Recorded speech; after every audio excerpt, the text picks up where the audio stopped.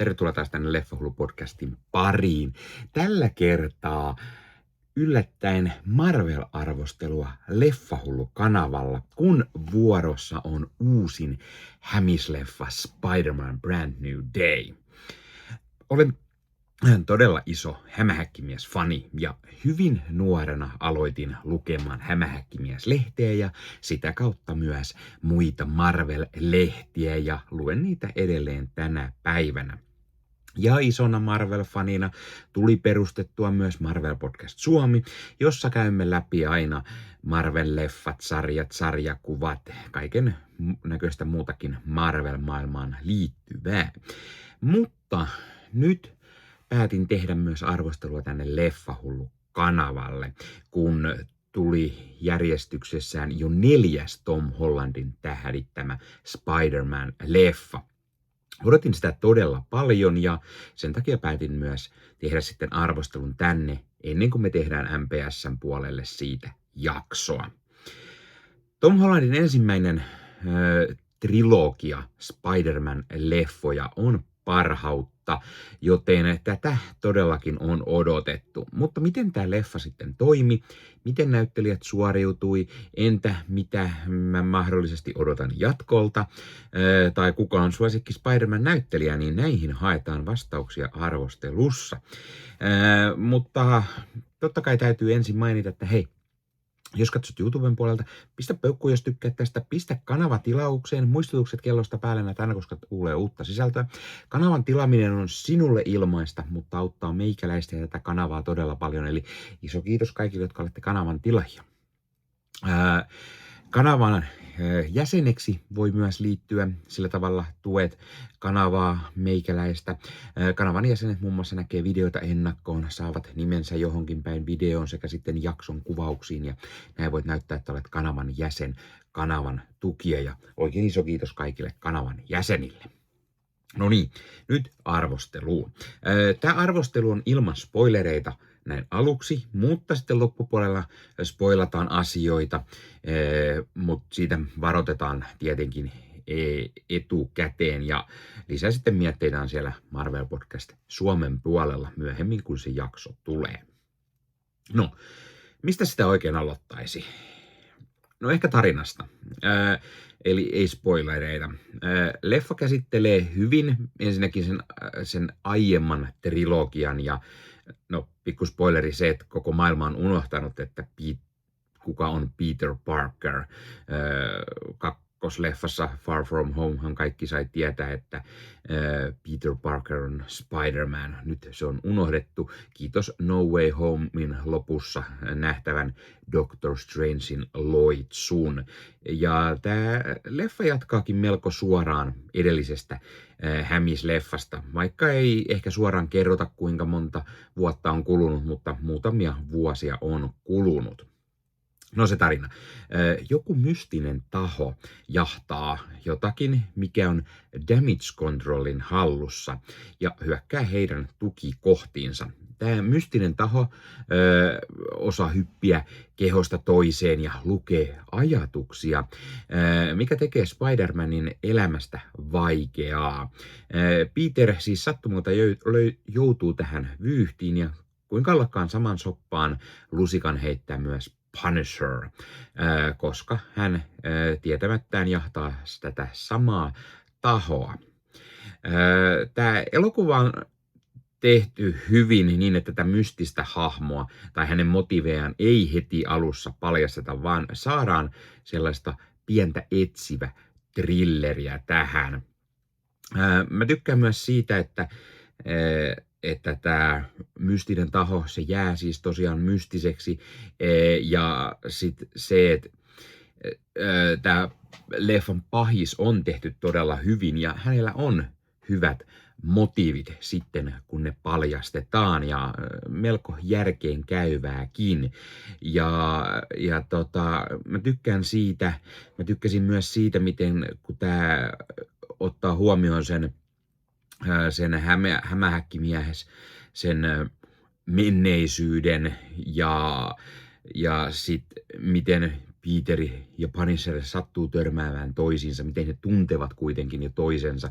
Jossain leffojen välissä ovat seikkailleet jo ennenkin.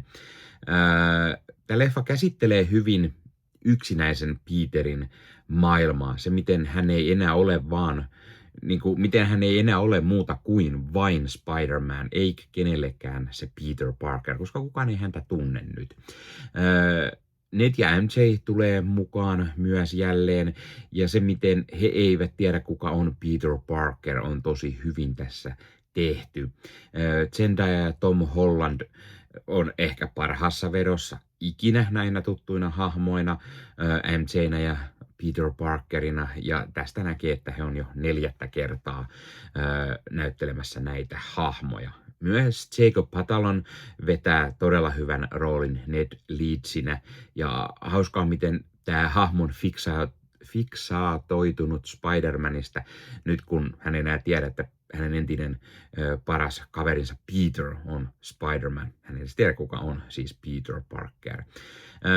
Punisher on myös mahtava lisä tässä leffassa, ja se, että Frank ja Spider-Man tekee yhteistyötä, on hieno lisä, ja varsinkin kun molemmilla on oma hyvin erilainen tyylinsä hoitaa asioita. Jon Bernthal on mahtava, kuten aina, Punisherina, ja mun mielestä näyttää hyvin, että Punisher sopii hahmona myös tällaisen vähän lapsiystävällisempään menoon. Tämä leffa näyttää hienosti sen, että Punisherin hahmon seikkailun ei aina tarvitse olla se K-18 tai R-rated. Bruce Banner nähdään mukana, kuten trailerit jo kertoo, ja myös Banner eli Hulk on hienosti esillä, ja hauska nähdä Mark Ruffalon hahmoa myös Hämis-leffoissa. Hän sopii yllättävän hyvin tähän myöskin. Sadie Sink, joka nähdään tässä leffassa, toimii myös yllättävän hyvin, tai no oikeastaan mahtavasti, mutta sehän nyt ei tietenkään yllätä, jos on Stranger Thingsia katsonut, niin tietää kuinka hyvä näyttelijä hän on, joten se nyt ei yllätyksenä tullut. Mä en tässä spoilaa, ketä se on, koska on pidetty salassa, kuka Sadie Sinkin hahmo on. Puhutaan siitä sitten spoilereiden puolella. Mä pidin siitä myös, että leffa yllätti monessa kohtaan. Se ei ollut niin ennalta arvattava kuin olisi voinut olla. Mä tykkäsin siitä, että tässä oli tämä Damage Control mukana. Se on hyvin esille ja isommin kuin koskaan. Niin hauska, että tämä järjestö on tässä mukana. Myös Hand, ninja-järjestö, on hienosti esille. Ei ole ehkä spoileri, että he on tässä mukana, koska sekin trailerissa jo nähtiin. Ja mä tykkäsin myös, että ninjoja saatiin tähän myös mukaan. Leffa näyttää myös hienosti sen, kuinka fiksu tiedemies Peter on ja miten kaikkea hän on väsännyt, varsinkin juuri hämähäkkimiehenä ollessaan, mitä kaikkea on, mikä auttaa häntä hämishommissa. Tämän elokuvan toimintakohtaukset on mahtavia, samoin kuin seitillä svengailu. Se on oikeastaan ihan oikeasti varmaan parhaan näköistä, mitä ikinä ollaan nähty live action Spider-Man-leffojen puolella, mikä ei ehkä yllätä, koska ohjaajana tässä on Shang-Chi and the Legend of Ten Rings -elokuvan ohjannut Destin Daniel Cretton ja hänen stunt-tiiminsä, joka teki tosi hyvää jälkeä Shang-Chiissa, jonka takia just taistelukohtaukset on niin mahtavia. Myös kaikki leffan erikoistehosteet on toteutettu tosi hyvin, kuvaus, lavastus toimii, eikä valittamista liioin olekaan. Leffassa on myös hyvää huumoria ja yllättäen hauskimmat kohtaukset on Spider-Manin ja Punisherin välillä. Punisher on oikeasti hauska hahmo tässä. Elokuvan kaikki sarjakuvaviittaukset, lukuiset vierailevat hahmot ja muut yksityiskohdat pääsee hienosti esiin ja niistä puhutaan hetken päästä lisää. Tämä elokuva tarjoilee hyvää draamaa, hienoa huumoria, teinidraamaa, vaikka Peter ja kaverit onkin jo kasvaneet aikuisiksi. Michael Giancinon sävellykset on jälleen todella toimivat ja tuo hienon lisän kuin sen kuuluisan kirsikan kakun päälle. No jos jotain pientä miinusta pitää ehkä antaa, niin peruskatsojalle Spider-Man Brand New Day-elokuva voi olla pikkusen ongelmallinen siinä mielessä, että tämä edellyttää nyt, että ainakin se edellinen leffa Spider-Man-leffa on nähty, tai ehkä mielellään koko trilogiakin. Ehkä vähän tietämystä muista MCU-leffoista, Marvelin sarjishahmoista ja näin poispäin. Mutta isona Marvel-fanina, isona Spider-Man-fanina, niin tämä ei tietenkään itselle ole ongelma. Ja lähes 2,5 tunnin leffa on aivan liian äkkiä ohi. Siis mä pidin tästä todella paljon ja arvosanaksi mä annan tälle 5/5 eli täydet. Tää on 5 tähteä, tää on niin mahtava leffa. Puhutaan sitten hiukan spoilereista, eli nyt tulee spoilereita, teitä on varoitettu. Ja koodilla Leffahullu 15 saat nyt 15% alennusta Bad Record Storesta. Eli Bad Record Store on tämmöinen verkkokauppa, josta voi käydä ostamassa itselleen fyysistä mediaa. Eli tykkäät sitten elokuvista ja sarjoista tai vaikka CD-levystä, vinyyleistä tai C-kaseteista, niin Bad Record Store on sinulle juuri oiva paikka, josta voit ostaa nämä fyysisenä hyllyyn itsellesi. Sivustolta löytyy esimerkiksi kaikille leffadikkareille mielenkiintoisia julkaisuja. Sieltä löytyy leffoja esimerkiksi, mitä ei enää välttämättä muualta löydä, koska ne painokset on aikaa sitten myyty loppuun. Sieltä löytyy mukavasti pohjoismaalaisia julkaisuja tai Suomi-julkaisuja, eli sellaisia, mitkä moni varmasti haluaa hyllyynsä ja tykkää keräillä. Ja sieltä löytyy oivaan hintaan kaiken näköistä mukavaa leffaa ja löytyy 4K:na, löytyy Blu-rayna, löytyy DVDnä, ihan mistä sitten formaatista itse tykkäät. Ja kuten sanottua, myös jos dikkaat esimerkiksi musiikista, vinyyleistä, CD-levyistä, C-kaseteista, niin Bad Record Storesta sellaisia löytyy. Ja kun käytät koodia Leffahullu15, saat sen 15% alennusta. Ja kun vielä menet YouTuben puolelta, tuossa kuvauksissa alta näkyvän linkin kautta sinne Bad Record Storeen, niin sitten vielä meikäläinenkin hyötyy siitä jotain. Eli kannattaa ihmeessä käydä tuon linkin kautta, ja sitten kun käytät sellaisen koodin Leffahullu15, niin saat sen 15% alennusta. Eli mikä sen mukavampaa pikkualennus, kun käyt ostavassa itsellesi hyllyyn omaan leffakokoelmaan lisää täytettä. Mistä sitä sitten lähtisi liikkeelle? No, sanotaan vaikka ihan ensin, että tässä on näitä ihana määrä näitä hahmoja, jotka on tuttuja isoille kunnon Marvel- ja Spider-Man-faneille. Mukana on etsivä Jean DeWolfia, joka tulee siis tässä mukaan. Tämä hahmo, joka on tuttu sarjakuvien hahmo sivuilta 70- ja 80-luvulta, niin mä tykkään siitä, että Jean tuodaan mukaan kuvioihin ja hän auttaa hämistä etsivänä ja tuo tätä just sitä semmoista etsivä thrillerin tuntua, mistä mä aiemmin puhuinkin. DeWolfia näyttelee Lisa Golonzayas, joka tunnetaan parhaiten The Bear-sarjasta. No, sitten se yllätys, eli Sadie Sink oli Jean Grey, tuo X-Men-ryhmän telepaatti ja yksi maailman voimakkaammista mutanteista. Mä tykkään siitä, että Jean on tehty tässä tuotu tässä tosi hyvin esille. Hänen voimansa on tosi erilaiset mitä sarjakuvissa. Siis siihen nähden, että mä en muista, että hän pystyisi niin kuin hyppimään kehoista toiseen, mutta tämä on eräänlainen tulkinta tai tapa kuvata hänen telepatiaansa ja tuodaan sitä hyvin eri tavalla esiin ja mielenkiinnolla odotan, mihin suuntaan Jeanin tarina etenee tästä ja sitten kun ne uudet X-Men-leffat sieltä tulee. Ja sitten mä mietin myös se, että nähdäänkö me leffan lopussa ehkä pikku viittaus Miles Moralesiin. Siellä on semmoinen nuori selvästi latino-poika, joka on pukeutuneena hämähäkkimieheksi hurraamassa Hämikselle. Onko se Miles? koko tietää.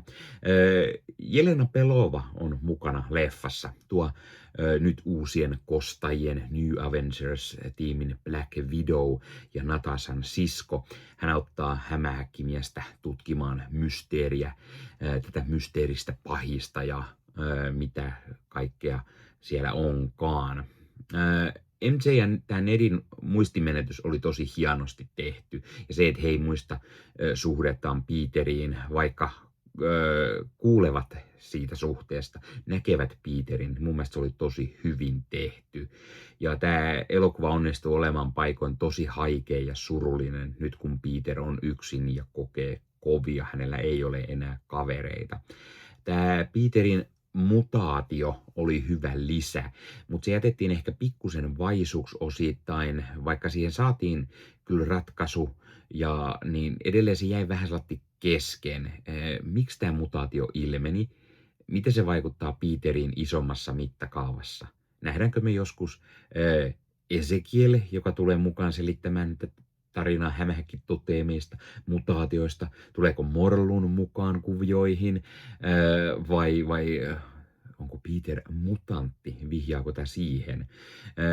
Se mutaatio esiteltiin kuitenkin tosi hyvin, ja se, että Peter haluaa tukahduttaa sen, sai sen idean Bannerilta.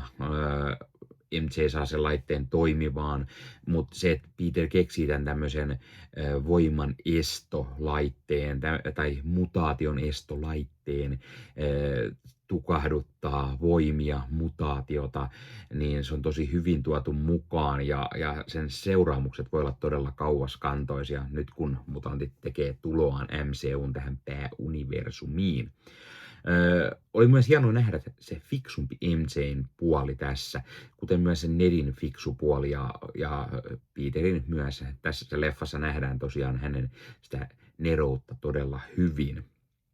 Ja kuten trailerit näytti, tässä nähdään liuta Hämiksen pahiksia mukana. Meillä on Skorpioni isoiten esillä. Taistelukohtaukset hänen välillä on todella nätin näköisiä. Vielä kun Peter menettää malttinsa uusien voimiensa vallassa, pieksee Skorpionin oikein kunnolla.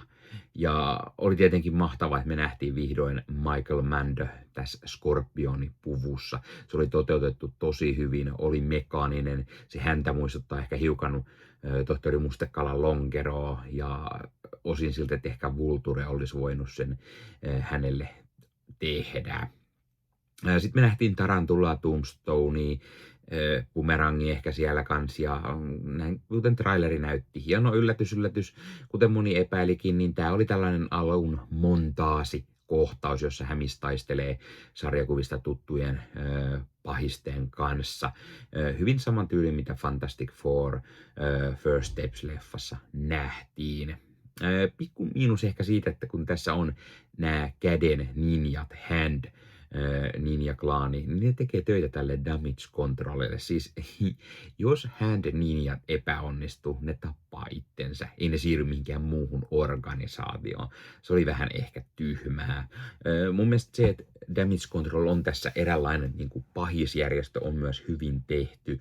Mä jäin jopa miettimään, että onko tämä damage controlin johtaja Nathaniel Essex, eli Mr. Sinister tuolta X-Menin puolelta naamioituneena tai jotain. Se voisi olla yllättävä twisti myöskin. Unohdinko mä nyt jotain muuta mainita?